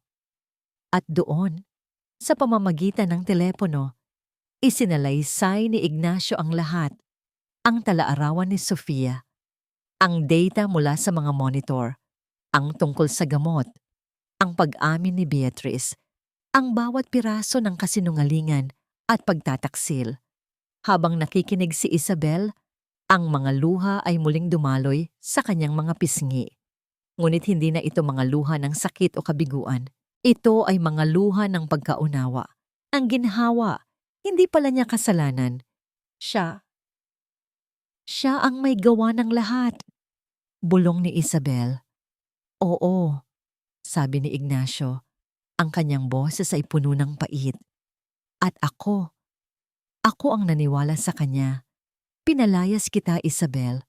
2 beses, sinaktan kita. Pinagdudahan ko ang kabutihan mo at walang salita ang sapat para humingi ng tawad. Tahimik lang si Isabel. Hinayaan niyang dumaloy ang lahat ng emosyon. May isa pa akong kasalanan, pag-amin ni Ignacio, at sa unang pagkakataon, narinig ni Isabel ang kahinaan sa boses ng makapangyarihang Don. Ang aksidente, ang pagkawala ni Sofia. Hindi iyon simpleng aksidente. Nag-aaway kami noon. Ako ang nagmamaneho. Galit ako. Hindi ako nakatingin sa daan. Kasalanan ko kung bakit siya nawala. Kung bakit nagkaganito ang mga anak ko. Ang pag-amin na yon, ang kanyang pinakatatagong lihim, ay isang tulay. Isang pagbubukas ng kanyang puso, hindi lang kay Isabel, kundi sa sarili niya. At sa wakas, naintindihan ni Isabel ang lahat. Ang galit ni Ignacio, ang takot, ang pagkontrol. Ang lahat ay nagmula sa isang malalim na balon ng pagsisisi. Nakita niya ngayon hindi ang isang malupit na amo, kundi ang isang taong wasak, katulad niya. Sir Ignacio, sabi ni Isabel, ang kanyang boses ay malumanay na. Alam niyo po ba kung bakit ko ginawa ang lahat para sa mga bata? Nagulat si Ignacio sa tanong. Dahil mabuti kang tao. May kapatid po ako. Pag-amin ni Isabel, ang sarili niyang lihim ay lumalabas na rin. Si Ben, noong bata kami, nahulog siya sa puno habang ako dapat ang nagbabantay sa kanya.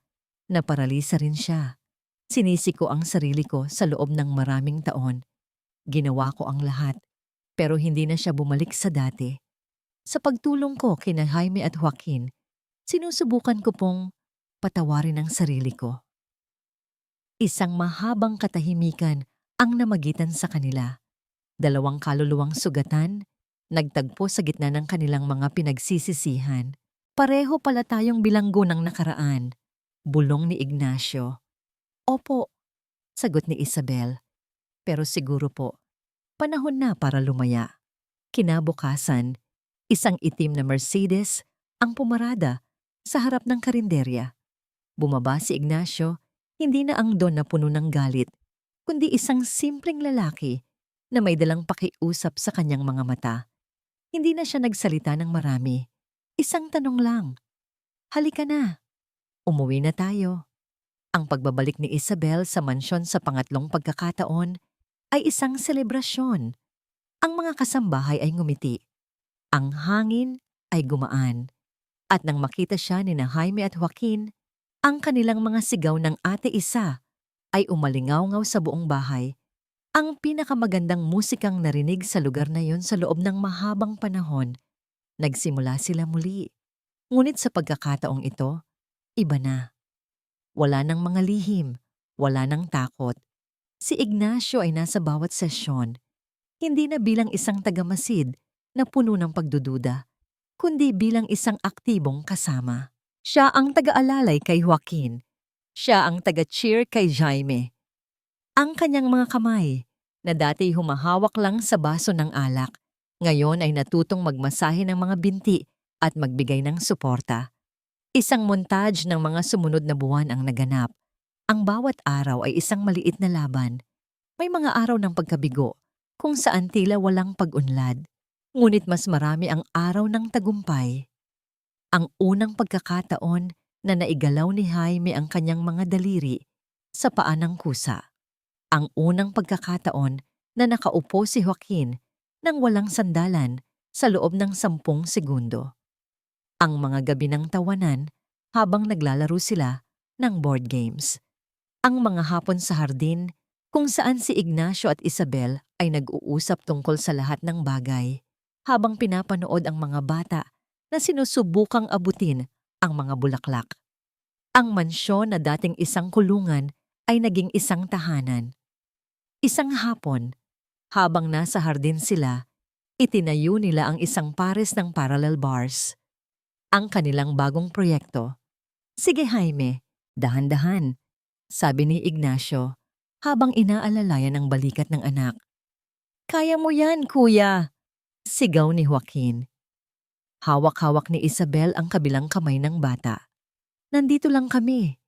Gamit ang buong lakas ng kanyang mga braso at sa tulong ng pananabik sa kanyang puso, itinulak ni Jaime ang kanyang sarili pataas mula sa kanyang wheelchair.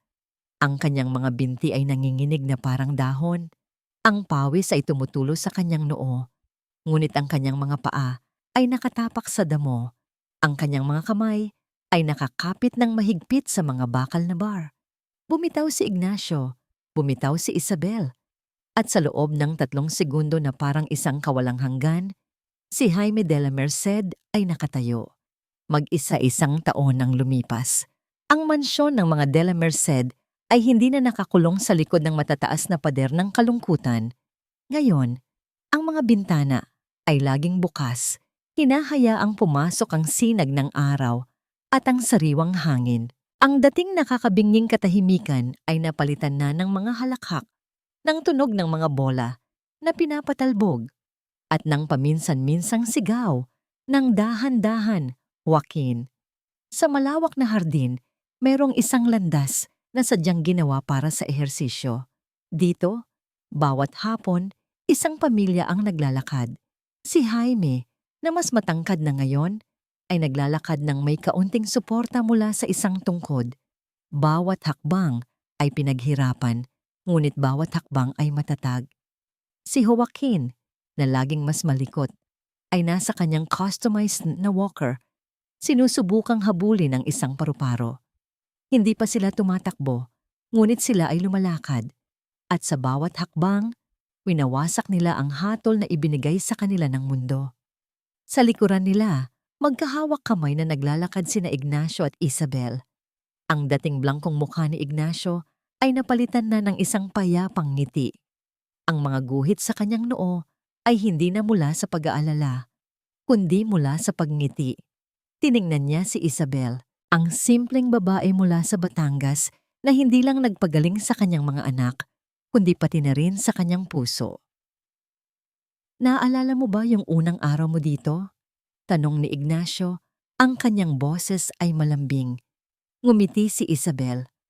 Opo, halos hindi niyo po ako tiningnan. At sinabihan niyo po ako na bawal ang awa. Isa yon sa maraming bagay na pinagsisisihan ko. Sabi ni Ignacio.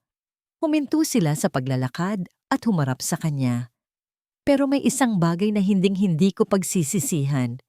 Mula sa kanyang bulsa, kinuha niya hindi isang mamahaling singsing na may diamante, kundi isang simpleng singsing na yari sa pinagsamang hibla ng damo. Isang bagay na ginawa niya habang naghihintay sa mga bata kanina. Isang simbolo ng kanilang simpleng simula. Lumuhod siya sa harap niya, sa damuhan kung saan unang nakatayo, si Jaime. Isabel Reyes, sabi niya, ang kanyang mga mata ay puno ng pagmamahal at katapatan. Hindi ko maipapangako sa iyo ang isang perpektong buhay.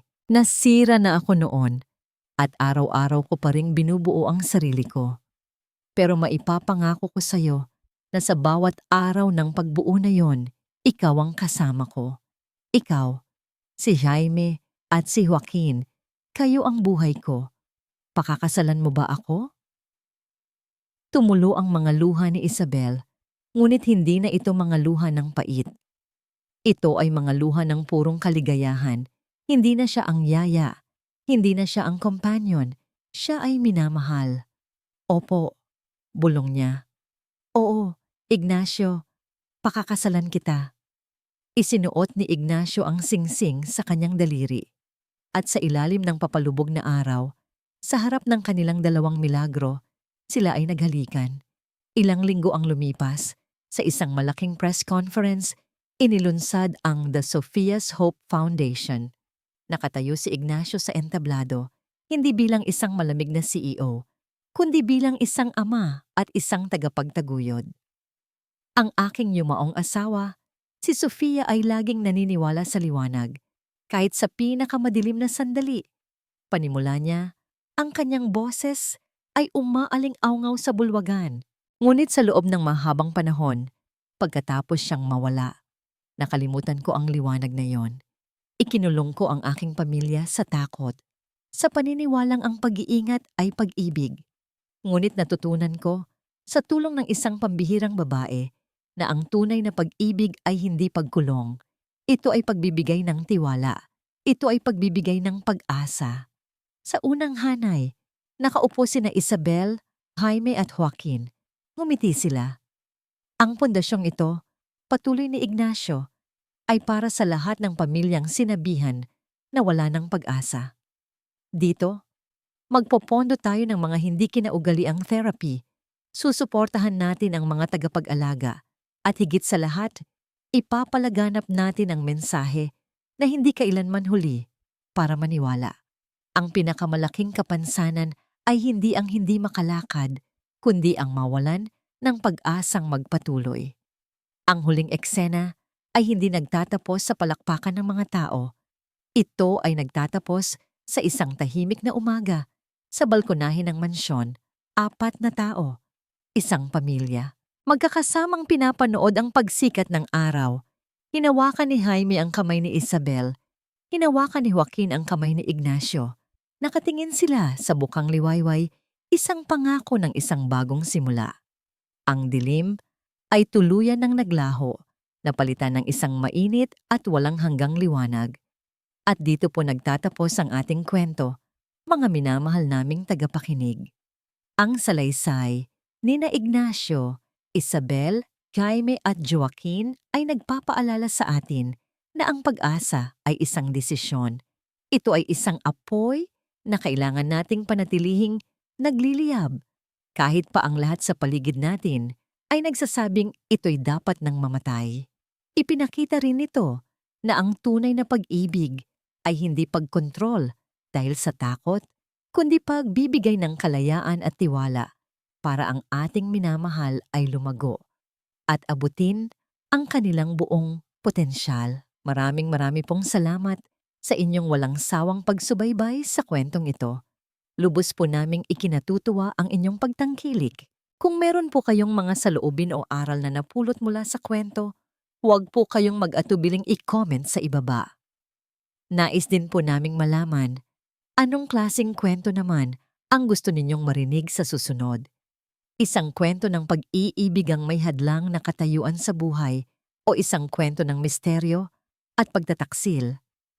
Hindi dito nagtatapos ang ating paglalakbay. Marami pa pong kwentong kasing ganda at mas puno ng aral dito sa aming channel.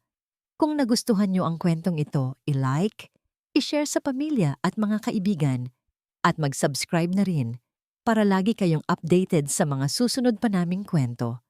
I-click nyo ang notification bell para kayo ang unang makarinig kapag may bago kaming upload. Pagpalain po kayo ng Panginoon, kayo at ang inyong buong pamilya. Hanggang sa muli.